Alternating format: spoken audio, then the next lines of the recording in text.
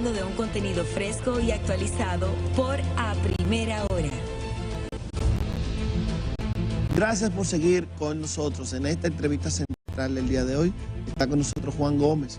Juan es el secretario de Energías de la Fuerza del Partido Fuerza del Pueblo y también es ex superintendente de energía del país, que va a estar hablando con nosotros de esta problemática que hemos visto todos los dominicanos, con datos interesantes, datos nuevos y sobre todo que puedan poner a la República Dominicana y a todos nosotros al tanto de lo que está pasando. Bienvenido, Juan. Buenos días, Juan. Encantadísimo de estar aquí de nuevo con usted y puesto a sus órdenes. Claro que sí. Empiece directamente con el punto que usted mencionó. Rápidamente, yo creo que una de las cosas más importantes, porque a veces cómo se entiende y cómo se percibe, se habla del tema de las deudas, de las pérdidas, se habla pasar de un 29 a pasar a un 42, pero ¿por qué esas pérdidas aumentan de manera tan drástica y qué significa eso para el servicio que se le da al pueblo dominicano? Vamos un poquito a aplatanarlo. Cuando se habla de pérdida y la gente en el sector eléctrico, ¿de qué se trata? Es como si nosotros tuviéramos cualquier tipo de negocio. Tenemos un negocio de venta de celulares y si los celulares cuestan 100 pesos, pagamos los 100 pesos por esos celulares.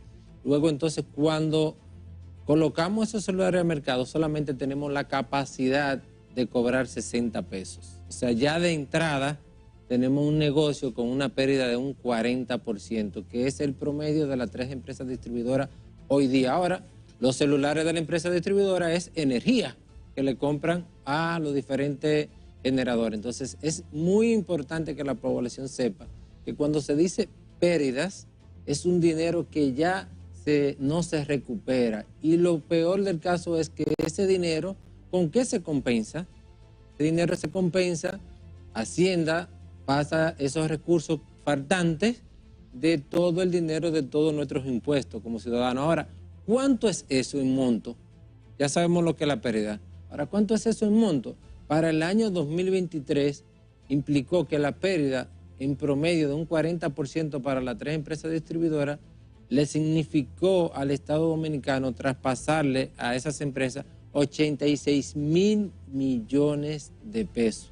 Yo quiero que los ciudadanos hagamos este ejercicio. Imaginémonos cuántas escuelas, cuántos hospitales, cuántos centros de asistencia de primer nivel, cuántos caminos vecinales, cuántas carreteras se hubiesen podido construir con esos 86.000 millones.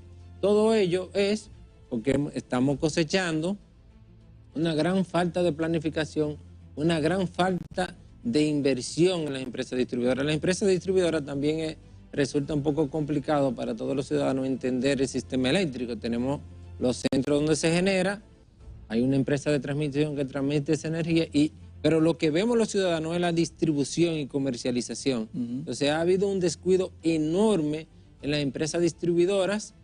No compran transformadores, no compran medidores. Entonces imagínense, no compran cable. Imagínense que ponemos cualquier negocio nosotros, vamos a la empresa distribuidora a solicitar un nuevo servicio y ellos no nos pueden dar ese servicio porque no tienen estos instrumentos básicos. Entonces, todo eso, esos miles de millones... A mí duraron 40 días para ponerme un medidor. Un contador, el contador, lo que conocemos. Pero por lo menos te lo pusieron. Hay gente que dura todo ese tiempo esperando. Imagínate que usted va a poner un pequeño salón de belleza y quiere aperturar, después de haber hecho préstamo a la dama que lo hace, quiere aperturar su local y no puede porque no puede hacerlo de manera irregular. Entonces, que te duren 40 días. Entonces, en caso extremo se van más lejos. No es que duran 40 días, es que después de esa cantidad de días te lo instalan directo. Y luego viene el problema de que como no te miden, no te pueden medir, no tienen la capacidad de medir, entonces vienen unas facturas que sobrepasan la capacidad de pago del propio negocio. Entonces, yo creo que, y ahí difiero de la vicepresidenta que habló en un momento dado que hacía un llamado a que se pagara. No, señora, yo me sentí ofendida cuando dice eso. ¿Cómo que paguen? Si yo pago y lo que llegue más cara y más cara.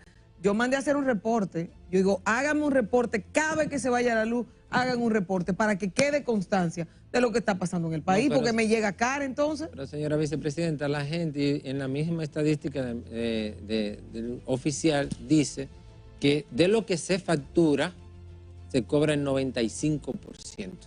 Entonces, si no se factura y luego Celso denunció casi, porque lo vamos a tomar como una denuncia de del propio gobierno, que hay 800,000 personas, usuarios directos que no cobran. Ahora, yo me pregunto, y él mismo lo dijo, es una cifra histórica. ¿Qué pasó en los 4 años pasados? Los 4 años anteriores fueron de la administración Abinader. Y si ellos dicen que fue histórico, no quiere decir que no fue que a esas personas que estaban conectadas ilegalmente no se gestionaron y no lo conectaron. Fue que eso empeoró. Algunos que estaban conectados se fueron a ese nicho de no pago. Ahora, yo le hago una simple pregunta. Si hacemos un ligero ejercicio de que fue lo que ellos prometieron en su programa de gobierno de 2020, siempre hago la aclaración, la administración Abinader no inició el 16 de agosto de 2024. La administración Abinader inició el 16 de agosto de 2020. Y cuando escuchamos ahora a los funcionarios, creemos que es un nuevo gobierno, porque inclusive algunos han criticado a la administración pasada. Ahora si hacemos un pequeño ejercicio, y ustedes no han escuchado, la visa ¿o no es así? Sí, la visa y nosotros lo analizamos. Sí, planteamos una pregunta, ¿qué era el gobierno pasado? Entonces, miren, si hacemos un pequeño ejercicio para ese problema de los clientes directos que no pagan, y él denuncia que son 800. Si se hubiese normalizado, por ejemplo, 60 clientes al día, en esos 4 años, 60, que con muy pocas brigadas, claro, había que comprar medidores para esa brigada poder tener las herramientas, comprar escalera, comprar camioneta, comprar cable, pero si 60 usuarios normalizados, que no es un número escandaloso, no estamos diciendo 1000, no, 60 por día, entre las 60 por día por distribuidora. Si esos 60 se normaliza, calculamos los días laborables del mes, sabemos que son 22.2 que se calcula, por 12 meses me daría un año, por 4 años, eso me arrojaría, y lo multiplicamos por las 3 distribuidoras, eso me arrojaría que se normalizaran en esos 4 años, se debieron de normalizar 200,000 usuarios, pero salimos ahora que no, que ese problema creció a 800,000 usuarios. Entonces esa situación eléctrica y la propuesta que hizo el gobierno en la semanal de privatizar el sector posterior a una inversión de 650 millones de dólares, o sea, ¿esa es verdaderamente la solución al problema eléctrico o existen soluciones públicas? Porque él funcionaba y ahora está en detrimento. 650 millones de dólares, qué bueno que la población sepa que es nueva deuda. Nueva deuda, exacto. Que son préstamos por organismos multilaterales. Ahí podemos decir que los intereses en organismos multilaterales son un poquito más laxos, más suaves. Entonces, ahora, ¿qué ocurre?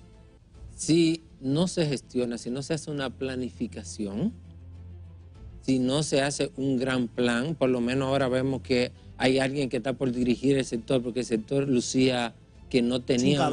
Sin cabeza, no tenía un timonel, por lo menos esa parte hay que hablarla.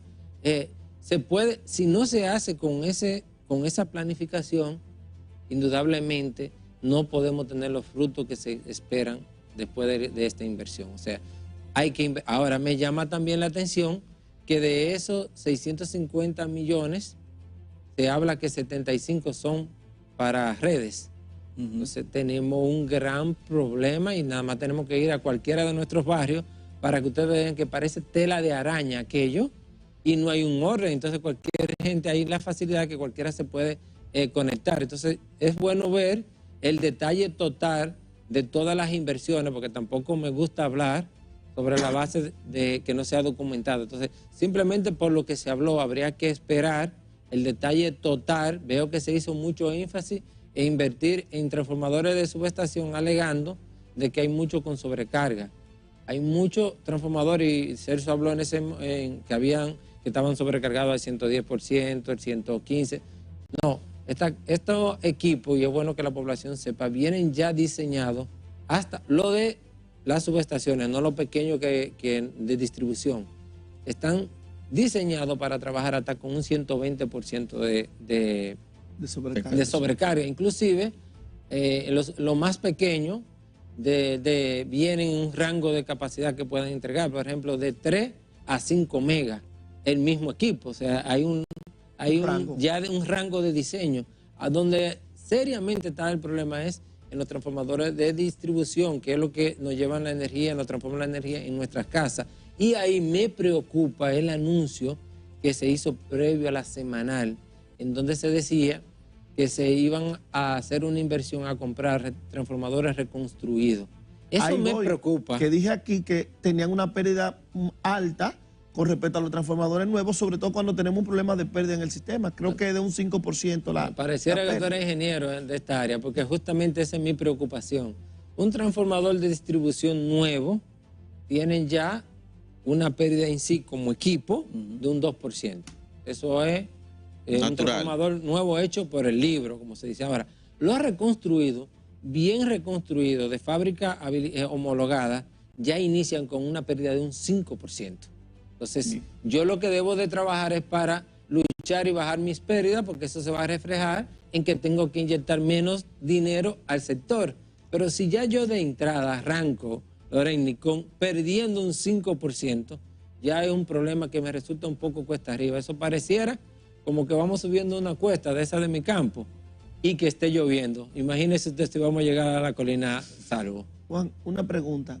Con el tema, aunque no, el problema no es... Pero usted todo es un experto, ¿eh? No, porque no, veo que no. usted ha silenciado a su compañero. No, no, estamos aquí en nadado. Me gusta el tema. No, esto parece... Mira, Juan, con el tema aquí no hay problema supuestamente de... Hicimos aquí mismo un debate en una ocasión con el PRM, ahora parece que hay... Con el tema de producción, pero muy bien, le felicito. Se supone que no hay inconvenientes, pero podría haber, porque obviamente la demanda es creciente constantemente y no ha habido un enfoque del gobierno en ese sentido. ¿Qué podría pasar y qué ha sumado el cuatrenio anterior al tema de producción desde el punto de vista eléctrico? Mira, ahí nos salta también una preocupación, porque no es que yo sea de una escuela pesimista, pero sí uno tiene que llevar las inquietudes no para alarmar, sino para que el gobierno haga la tarea y se resuelva, porque yo creo que todos queremos seguir viviendo en nuestro país y queremos que las cosas echen adelante. O sea, yo no creo en ese tema de hacer una oposición solamente para crítica, como hacía el PRM, déjeme decirle, cuando le tocó en su momento. Eran bastante buenos en eso. El anterior ministro era muy, muy bueno haciendo oposición a la administración que le tocó, pero vemos que cuando le tocó su oportunidad, nos lo mandaron hasta fuera del país, me imagino que en base a los resultados que se obtuvieron. Entonces, sí nos mueve a preocupación la parte de generación. ¿Por qué? Nosotros como mercado crecemos alrededor de unos 125 megas por año. Entonces, tiene que hacerse la planificación en el sector eléctrico. Nada puede ser de la noche a la mañana. Todo es con una planificación con muchos años previos, porque implican grandes inversiones.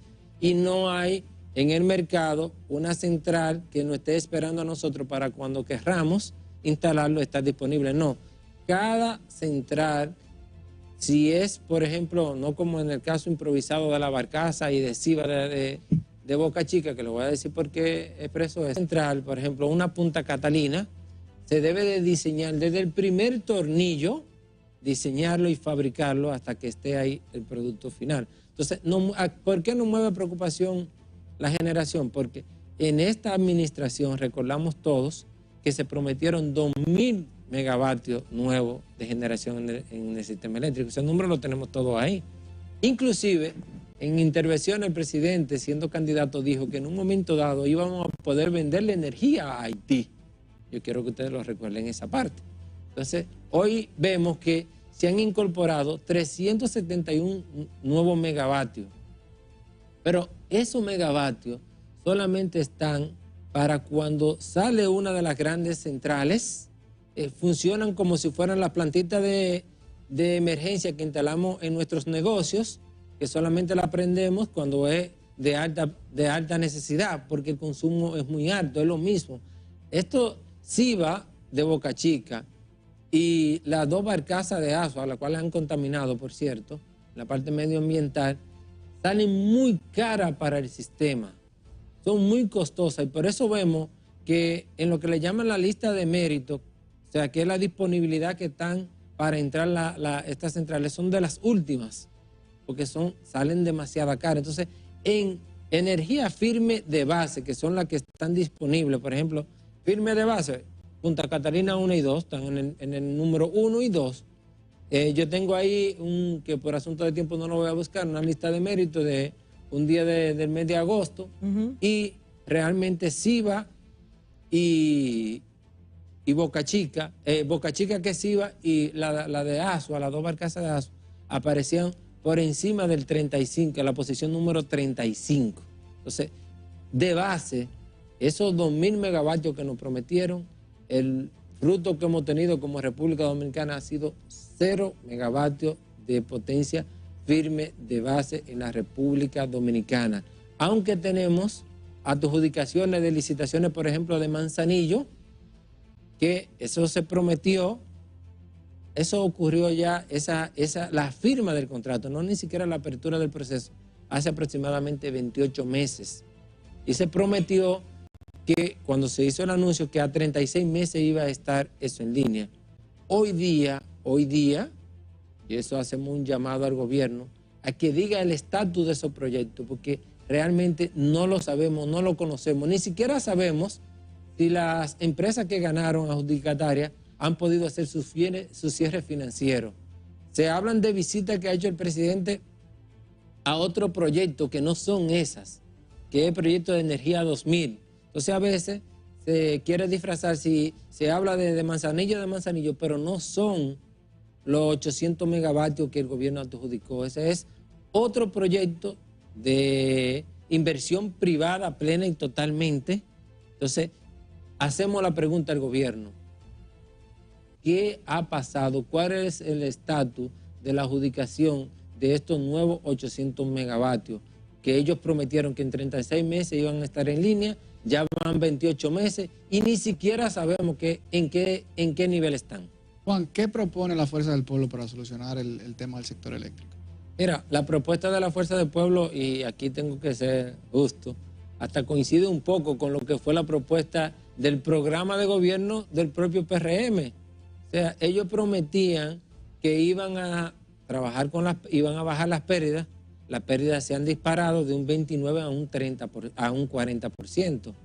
Cuando ellos, en este decreto que tengo aquí, un decreto del presidente Abinader, el 655-21, o sea, del año 21, decían en los indicadores de meta de pérdida de ellos mismos, esto es el decreto que pone en ejecución el pacto eléctrico, del cual ellos solamente tomaron una parte de uno de sus puntos y nos tomaron el pelo a los que firmamos el pacto eléctrico y nos elevaron la tarifa en 3 ocasiones. Ahí sí fue bueno el pacto eléctrico. Eso lo sentimos todos. Ahora, esto está dentro del pacto eléctrico, el decreto que emite el propio gobierno, en donde ellos se ponen los indicadores y nos dice aquí que para el 2024 las pérdidas ellos lo llevarían a un 19.1. Y Celso nos dijo ahora en la semanal que con la inversión de los 650 millones de dólares, las pérdidas rondarían un 20%. Es decir, se van a hacer esa inversión para tratar de llevar las pérdidas en los rangos en que estaban cuando ellos entraron en el gobierno. Es decir, en cuanto a la administración del sector eléctrico, ha habido un enorme y agigantado retroceso en el país. Eso significa que estamos teniendo graves pérdidas los dominicanos. Total y completamente. Esos 86.000 millones que hablaba, que se proyecta... ¿Se puede decir que se pierden vidas humanas por el exceso de la falta de electricidad? Lo decíamos hace un rato aquí. Bueno, se pierde vidas humanas, se pierde calidad de vida cuando, aparte de lo que ocurrió con el colapso de los semáforos en estos días... Esa fue otra. Cuando las luces no van en intersecciones, cuando...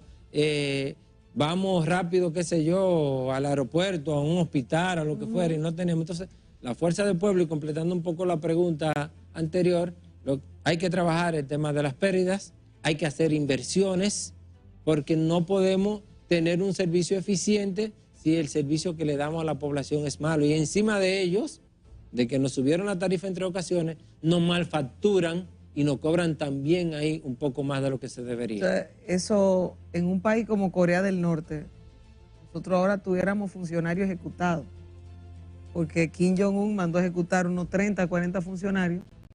Porque no hicieron su labor de cara a las inundaciones. Unas inundaciones que costaron vidas. Yo no quiero llegar ahí porque muchos de ellos son nuestros amigos. Yo no quiero llegar. Pero costó vida y él lo mandó a ejecutar. Hay 40 funcionarios que van a ser ejecutados porque no actuaron correctamente o a tiempo para un proceso de salvar personas en inundaciones. Pero algunos, déjeme decir que algunos han sido ejecutados no físicamente, eso no lo queremos ni que le pase por la idea a nadie, ningún creativo del gobierno. Pero socialmente. Por ejemplo, en EDESTE ha habido 4 administradores.